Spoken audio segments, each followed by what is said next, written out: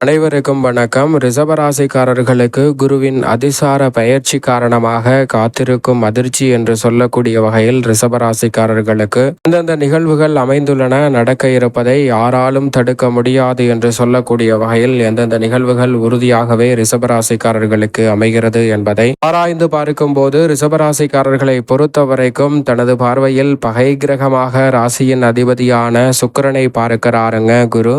எனவே ராசிக்கு சற்று சகாயமற்றவராக பார்க்கப்பட்டாலும் கூட ராசியின் அதிபதியான சுக்கிரனின் பார்வையில் நட்பு கிரகமாகவும் சமகிரகமாகவும் இருக்கிறார். எனவே அவர் உச்சம் பெறுவது வரவேற்கத்தக்க அமைப்பு என்றாலும் அவர் அதிசாரமாக உச்சம் பெறுகிறார். வக்ரம் பெறுவதற்கு பதிலாக அதிசார முறையில் உச்சம் பெறுவதால் காத்திருக்கும் அதிர்ச்சி என்று பல நிகழ்வுகள் அமைவதற்கான சாத்தியக்கூறுகள் உண்டு. ஏனென்றால் அவ்வளவு சிறப்பான நன்மை தரக்கூடிய இடமாக தைரியஸ்தானமாகிய 3ஆம் இடம் பார்க்க முடியாது. எனவே கவனத்துடன் இருப்பது நல்லதாக பார்க்கப்படுகிறது ரிஷபராசிக்காரர்களுக்கு உறுதியாகவே.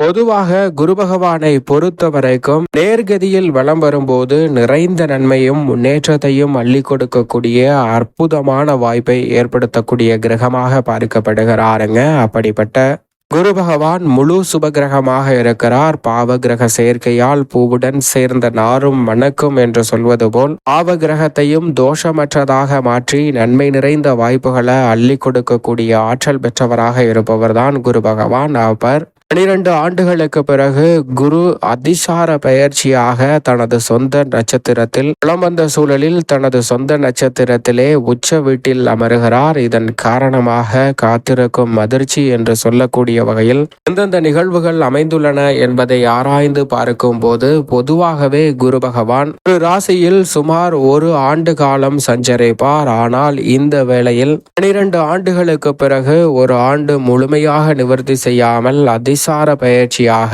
உச்சம் பெறுகிறாருங்க. சுமார் 4 மாத காலம் அங்கு உச்சம் பெற்ற அமைப்பில் வலம் வருவார். ஆனால் குரு பகவானை பொறுத்த வரைக்கும் அதிசார இயக்கமோ வக்ர இயக்கமோ பெரிய அளவுல பாதிப்பை ஏற்படுத்தாது என்பதால் தான் காத்திருக்கும் அதிர்ச்சி என்று சொல்லக்கூடிய வகையில் சில அதிரடியான மாற்றங்களை சந்திக்கக்கூடிய சந்தர்ப்பம் உண்டு. நடக்க இருப்பதை யாராலும் தடுக்க முடியாது என்று சொல்லக்கூடிய வகையிலும் பல அதிரடியான மாற்றங்கள் உண்டு. ஏனென்றால் பொதுவாகவே குரு பகவான் வக்ரகதியில் திரும்புவதோ அல்லது அதிசாரமாக உச்சம் பெறுவதோ அவ்வளவு சிறப்பான மாற்றங்களை ஏற்படுத்தி கொடுக்க இயலாத ஒரு அமைப்பாகவும் பார்க்கப்படுகிறது என்பதுதான் யதார்த்தமான உண்மை. ஒரு வகையில் அவர் உச்சம் பெறுவது வரவேற்கத்தக்க அமைப்பு என்று பார்க்கப்பட்டாலும் அவர் முறையாக இந்த வேளையில் வக்ரம் பெறுவதற்கு பதில் அதிசாரமாக உச்சம் பெற்று பிறகு 4 மாதங்களில் மீண்டும் வக்ரகதியில் பின்னோக்கி நகரப் போகிறார். எனவேதான் முன்னோக்கி நகர்ந்து கொண்டிருந்த குரு பகவான் தற்போது உச்சம் பெற்றாலும் பிறகு பின்னோக்கி நகரக்கூடிய இந்த வேளையில்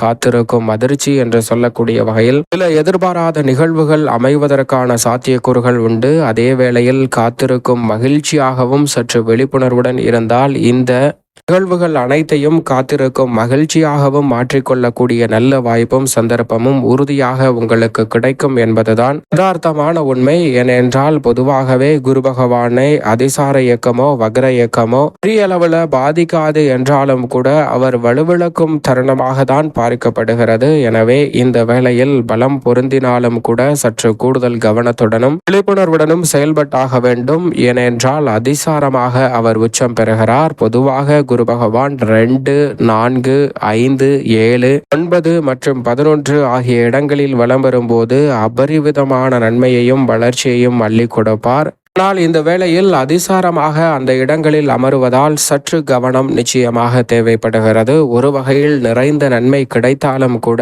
காத்திருக்கும் அதிர்ச்சி என்று சொல்லக்கூடிய வகையில் அவர் முழுமையாக நேர்கதியில் வலம் வரவில்லை. எனவேதான் சற்று கூடுதல் கவனத்துடன் இருக்க வேண்டும். ஏனென்றால் சுமார் 4 மாதங்களுக்கு பிறகு அவர் பின்னோக்கி நகரப் போகிறார். எனவே நிறைந்த நன்மையை கொடுக்கக்கூடிய இடங்களில் இருப்பவர்கள் மட்டுமல்ல, மற்ற இடங்களிலுமே சில எதிர்பாராத நிகழ்வுகள் நடைபெறுவதற்கான வாய்ப்பு உள்ளது. ஆனால் முற்றிலுமாக அந்த எதிர்பாராத சங்கடம் நிறைந்த விஷயங்கள் குரு பகவானிடம் இருந்து வருமா என்று கேட்டால் உறுதியாகவே இல்லை என்று சொல்லிவிட முடியும். ஏனென்றால் தோஷமற்றவராக இருக்கிறார். குரு பகவானிடமிருந்து நன்மை கிடைக்க இயலாத ஒரு அமைப்புதான் உருவாகலாமே தவிர குரு பகவானிடமிருந்து எந்தவிதமான சிரமமும் தீமையும் நிச்சயமாக வராது. எனவே காத்திருக்கும் அதிர்ச்சியாக இருக்கக்கூடிய நிகழ்வுகளை கூட காத்திருக்கும் மகிழ்ச்சியாக விழிப்புணர்வுடன் செயல்பட்டால் நடக்க இருப்பதை யாராலும் தடுக்க முடியாது என்று சொல்லக்கூடிய வகையில் அமைந்த நிகழ்வுகளை கூட மாற்றிக்கொள்ளக்கூடிய சந்தர்ப்பம் உண்டு. அதோடு மட்டுமல்லாது குரு பகவான் சற்று சாதகமற்ற அமைப்பில் அதிசாரமாக உச்சம் பெற்றாலும் கூட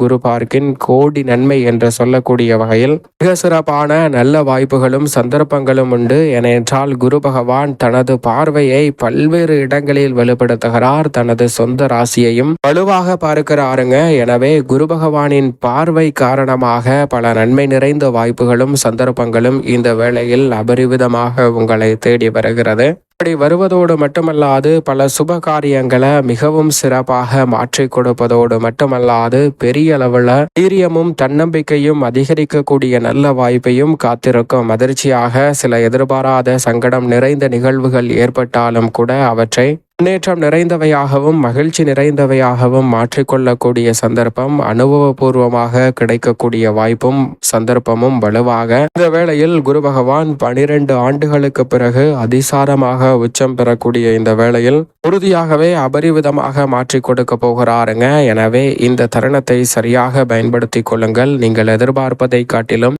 பெரிய அளவிலான அசூர வளர்ச்சி முன்னேற்ற வாய்ப்புகள் கிடைக்கக்கூடிய விஷயங்களில் காத்திருக்கும் அதிர்ச்சி என்று ஏற்படக்கூடிய தடை தாமதங்களை கூட சரியான முறையில் கையாண்டு அதிசாரமாக குரு அமர்ந்தாலும் கூட நிறைந்த நன்மையையும் முன்னேற்றத்தையும் உருவாக்கி கொள்ளக்கூடிய நல்ல வாய்ப்பும் சந்தர்ப்பமும் நிச்சயம் கிடைக்கிறது. எனவே சரியாக இந்த தருணத்தை பயன்படுத்தி கொண்டால் நடக்க இருப்பதை யாராலும் தடுக்க முடியாது. நன்மை நிறைந்தவையாக அமையும். காத்திருக்கும் அதிர்ச்சியும் கூட என்று சொல்லக்கூடிய வகையில் பல உறுதியாகவே நல்ல மாற்றங்கள் உங்களை தேடி வரக்கூடிய சந்தர்ப்பமாகவும் அமைகிறது.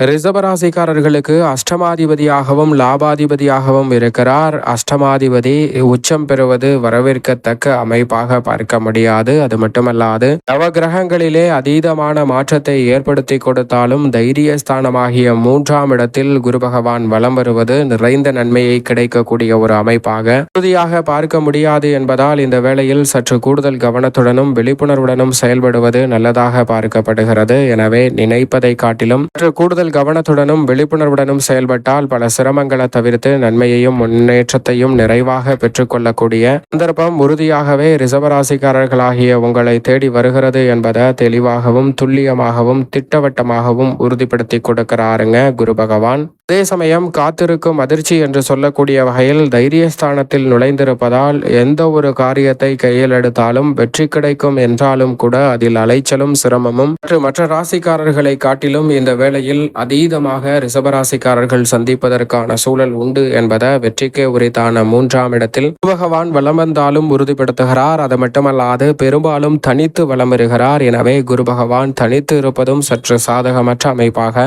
பார்க்கப்படுகிறது. எனவே கவனத்துடன் இருப்பது நல்லது. அதே வேளையில் குரு பார்க்கின் கோடி நன்மை என்று சொல்லக்கூடிய வகையில் குருவின் சுப பார்வை 7, 9, 11 ஆகிய இடங்களில் கிடைப்பதால் திருமணம், காதுகுத்து, வளகாப்பு, புதுமனை புகுதல் என பல சுபகாரியங்கள் உறுதியாக கைகூடும் ரிஷபராசிக்காரர்களுக்கு. ஆனால் இதில் எதிர்பார்ப்பதை விட பல காரிய தடைகள் நிறைந்திருப்பதற்கான சூழல் உண்டு. எனவே கவனத்துடனும் விழிப்புணர்வுடனும் இருந்தால் அவற்றை தவிர்த்து நன்மை நிறைவாக மாற்றிக்கொள்ளக்கூடிய சந்தர்ப்பம் உறுதியாகவே உங்களுடைய வாழ்வில் அற்புதமாக கைகூடும் என்பதில் சந்தேகமே இல்லை. லாபத்தை உயர்த்தி கொள்ள முடியும். ஆனால் கடினமாக உழைக்கும் தருணமாக உறுதியாகவே ரிஷபராசிக்காரர்களுக்கு இந்த வேலை அமைகிறது. சரியாக பயன்படுத்திக் கொள்ளுங்கள். சற்று விழிப்புணர்வுடன் இருங்கள். மேலும் இந்த தருணத்தை சாதகமாக மாற்றிக்கொள்ள வேண்டும் என்றால் உறுதியாகவே இந்த வேளையில் ரிஷபராசிக்காரர்கள் வாரத்தில் வியாழக்கிழமை விரதமிருந்து அருகாமையில் உள்ள ஆஞ்சநேயர் சன்னதி சென்று தீபம் ஏற்றி வழிபாடு செய்யுங்கள். தடை தாமதம் அனைத்தும் விலகி தங்களுடைய வாழ்வில் நிறைந்த வளர்ச்சியும் முன்னேற்றமும் நிச்சயம் உங்களை தேடி வருவதற்கான முதன்மையான யோகம் ரிஷபராசிக்காரர்களாகிய உங்களுக்கு